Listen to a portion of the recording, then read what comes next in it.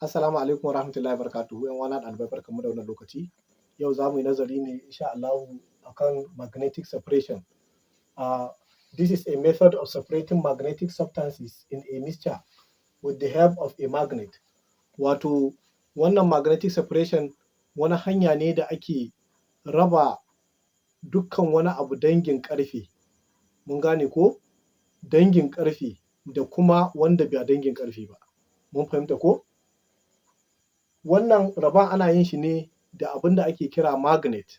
Magnet shi ne ake kira kuran ƙarfe ko kuma a ce mayen ƙarfe ko kuma a kira shi maganaɗisu.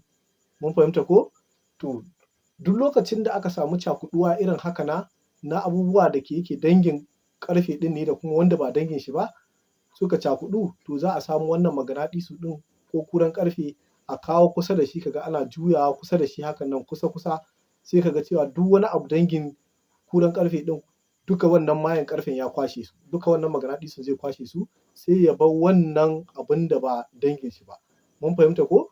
Yawwa, aka ce misali mixture of iron filings and sulfur, kamar sinadarin sulfur idan ya haɗu da iron filings. Abin da ake cewa iron filings shine ƙananan ƙarahuna waɗanda suka zama ƙanana hakan nan, sai suka cakuɗu da sinadarin sulfur.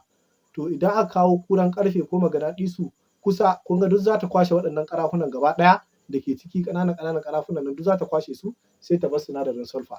Mun fahimta ko? To wannan yana cikin hanyoyin da ake raba dukkan wani abu dangin ƙarfe da ya cakuɗu da wanda ba danginsa ba. Insha Allahu a darasi na gaba za mu ci gaba daga inda muka tsaya. Wassalamu alaikum wa rahmatullahi wa barakatuh.